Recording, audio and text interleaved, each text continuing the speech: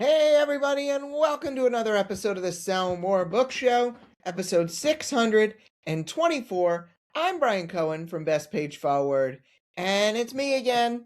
Just me this time. We may have a co host for next week, but I've been having some fun doing this solo for a bit. I wanted to remind you guys that we have some high level coaching and high level agency options for those of you who are earning over $2,500 a month in royalties. Our Pathfinders author mastermind is awesome. We love doing this group coaching and one on one. I also do offer some limited one on one coaching opportunities for six-figure authors, something to reach out about. But we also do run Amazon ads and Facebook ads for high level authors through our author ad agency. Go drop us a line. You can email me at brian@sellingforauthors.com, or we have a little application form over at sellmorebookshow.com.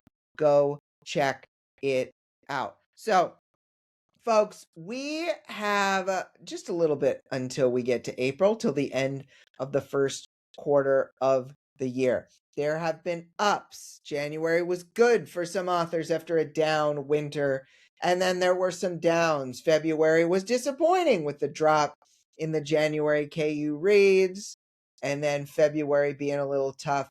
I think that as the sun returns in our lives, as we get some sunshine, leaning into activity, leaning into getting those endorphins coursing through our veins, leaning into movement, these kind of things can help us to get back in the groove.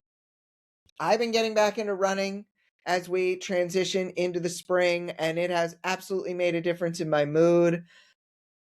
I am a big fan of really doing what we can with our supplements, with the things that we put in our body, with our food, with anything that is potentially going to contribute to your energy.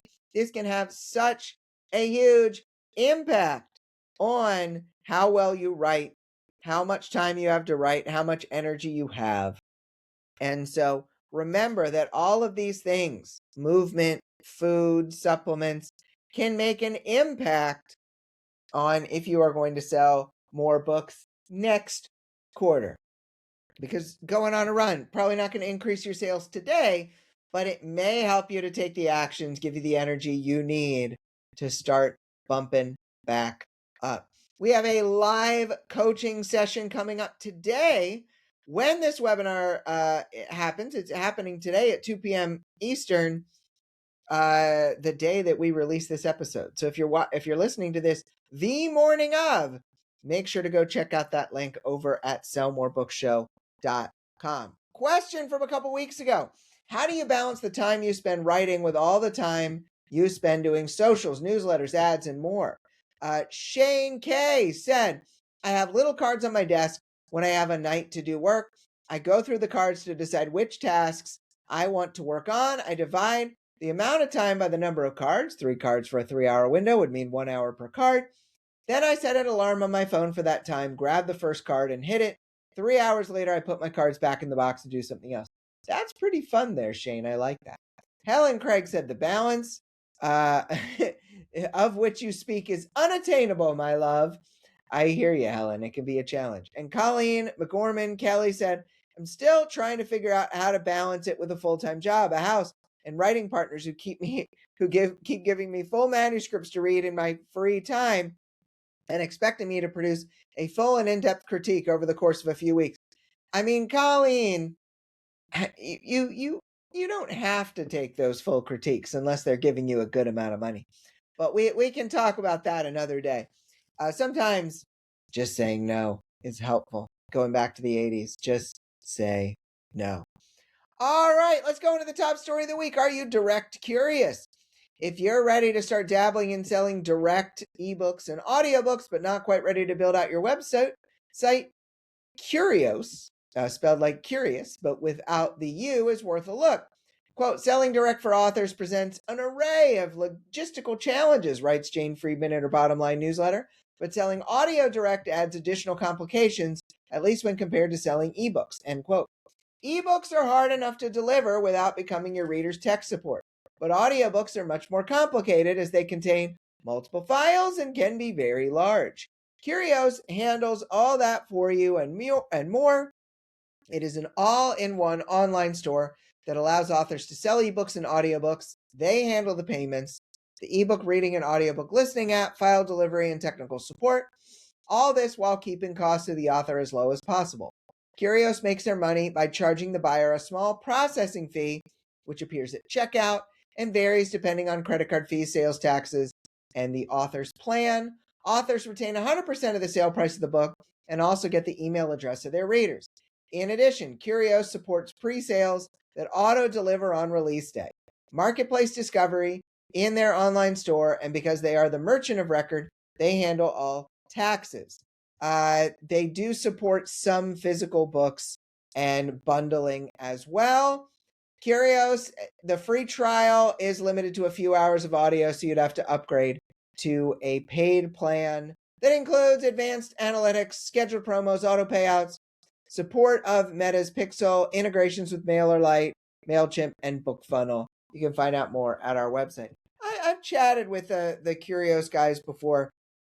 I think that a company like this that is willing to compromise on the percentage of royalties you get, making the royalties really, really high, making sure that you are making sure that you're doing things like getting the email address, that is pretty solid.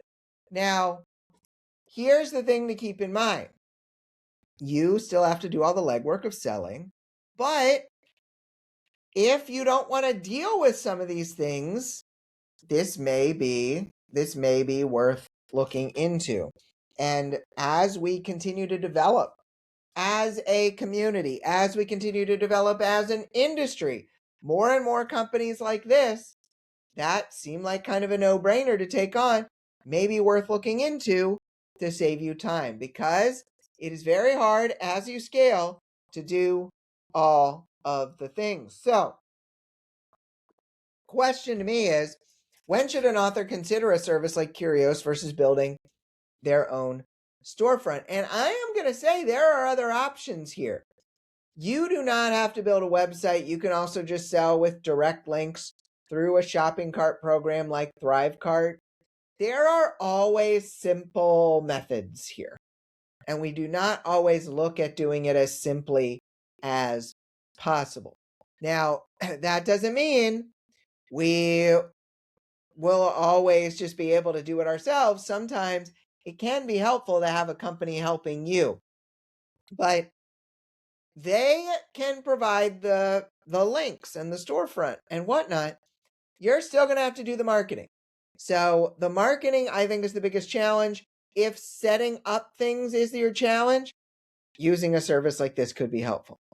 And then how can you convince readers to buy directly from you versus their favorite store? This is the hardest thing. It goes back to the Jim Kukral days on Sell More Book Show. Getting readers to change their behavior, or any customer to change their behavior, is one of the hardest things. You have to convince them of the legitimacy of your storefront, of whatever platform you're selling from. You have to tell them that it helps you, that it helps you get a better return, that it helps you to be able to keep writing the books that they love. And I think that's the biggest thing. How do you sell someone on something? Make sure that they are getting what they want. And they then know that in order for them to get what they want, you have to do what is going to be best for you. You get what you want, they get what they want. That's what we call in the business a win-win situation. They need to know that it's a win-win situation. Let's go through the lightning round here. What is your best advice on conquering imposter syndrome? I go back to Becca Syme's quote on this all the time. Only imposters don't get imposter syndrome. If you have imposter syndrome, you must not be an imposter. Remember that. Write it down. Imposters don't get imposter syndrome. If you were to spring clean your author business, what's something you could get rid of? I like to think of it as What are the $10 tasks in your business, $10 an hour tasks, and the $100 an hour tasks? Do fewer $10 an hour tasks, do more $100 an hour tasks. A lot of the time, the $10 an hour tasks don't even need to be done. What mistakes do you see authors making when they are selling their books direct? I see authors spending 100 hours on the system, 100 hours on the ads, and they don't even have proof of concept yet. Do a minimum viable product, maybe one thing at a shopping cart program, send it to your readers, and see what it is. See what it is they do. If they won't even buy that, why spend 1,000 hours building out the whole infrastructure? Now I have a couple wild card questions here. Why do you think the author community fights with itself so much? So I think part of this is because there's a lot of creative people, and a lot of creative people can be tapped into drama, and that can lead to fighting. That can lead to an us versus them mentality. I think that one of the things I love about having worked with Claire Taylor for so long, and her having been and continuing to be a good friend of mine, is because she has taught me a lot about the value of being emotionally regulated. And I think that to survive in a community like this, to not get baited into fighting against someone, to not get baited into putting someone on a list, it is all about holding your tongue and being calm and not fighting. There's no reason to go and fight in a lot of these situations. Last question, Brian, what do you plan to do in the future with the Sell More Book Show? And I would like to keep this show going. I absolutely wonder sometimes if I'm talking into the void.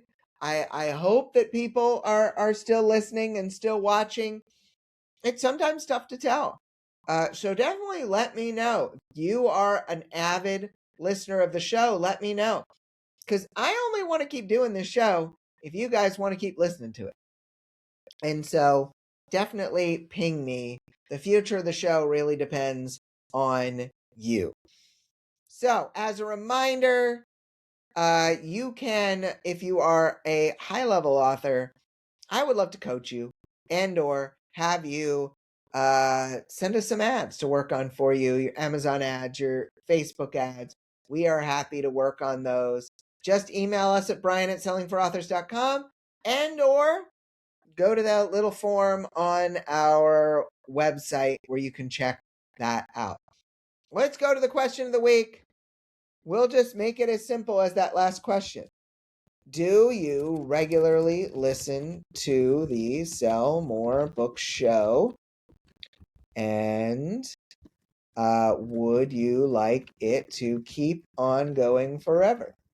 We'll ask that question, see what people say. You can go over to Sell More Book Show After Party Facebook group or sellmorebookshow.com to answer that question. I really and truly appreciate the support you've given our show over the years. Thank you so much for listening today. I hope you have an amazing book selling week. I'll be back next time for episode 625. Have a great book selling week, everyone, and we'll talk to you soon. Bye.